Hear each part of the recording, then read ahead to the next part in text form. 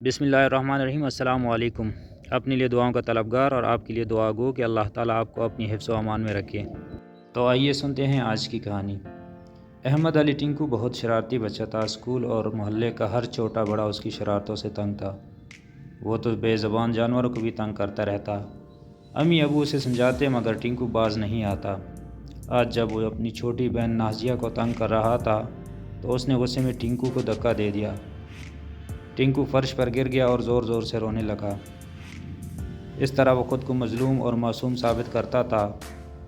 اس کے رونے کی آواز سن کر دادی اماں اپنے کمرے سے نکلی اور رونے کی وجہ پوچھی تو ٹنکو نے جھوٹ بول کر خود کو بے قصور ثابت کر دیا۔ دادی اماں نے اس کی بات پر یقین کر لیا اور نازیہ کو ڈانٹ کر چلی گئی۔ نازیہ ایک اچھی اور سمجھدار لڑکی تھی۔ وہ خاموش رہی اور امی کو اصل بات بتا دی۔ شام کو جب ٹنکو گھر سے باہر گلی میں گیا تو اچانک اس کی نظر ایک بلی پر پڑی جو اپنے 2 بچوں کے ساتھ وہاں سے گزر رہی تھی۔ اسے دیکھتے ہی ٹنکو کی آنکھوں میں شرارت چمکنے لگی۔ اس نے جلدی جلدی زمین سے پتھر اٹھایا اور تاک کر بلی کو مارنے لگا۔ 2-4 پتھر بلی کو لگے اور 1 پتھر بلی کے چھوٹے بچے کو بھی لگا تو وہ تینوں خوف زدہ ہو کر بھاگ گئے۔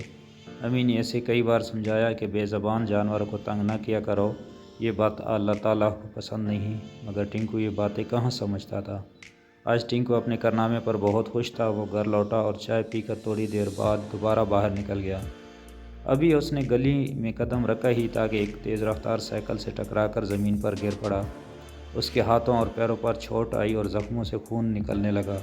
ٹنکو درد کی شدت سے رو رہا تھا۔ سائیکل سوار کی کوئی غلطی نہ تھی بلکہ ٹنکو ہی قصوروار تھا۔ وہاں موجود لڑکوں نے اسے اٹھایا اور اس کے گھر لے گئے۔ ٹنکو کو اپنی امی کی بات یاد آ گئی جنہوں نے اسے بے زبان جانوروں کو تنگ کرنے سے منع کیا تھا۔ ابو فوراً اسے اسپتال لے گئے اور مرہم پٹی کروائی۔ ٹنکو کو اپنی غلطی کا احساس ہو گیا تھا۔ گھر آنے کے بعد اس نے امی سے کہا، آپ ٹھیک کہتی تھی، آج میں نے بے زبان بلی اور اس کے بچوں کو پتھر مارے تھے۔ اس نے مجھے بددعا دی ہوگی اور یہ اسی کی سزا ہے۔ امی نے پیار سے ٹنکو کے سر پر ہاتھ پھیرا اور بولیں، بیٹا اگر تمہیں اپنی غلطی کا احساس ہو گیا ہے تو تم توبہ کرو اور آئندہ ایسی حرکت نہ کرنے کا عہد کر لو۔ اللہ پاک بہت رحیم ہے، وہ توبہ کرنے والوں کو معاف کر دیتا ہے۔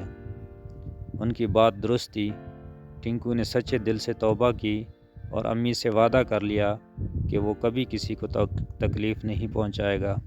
تو پیارے بچوں، آپ بھی کسی کو تکلیف نہ پہنچائیں، اللہ تعالیٰ کی مخلوق کے ساتھ اچھا رویہ اختیار کریں۔ جزاک اللہ۔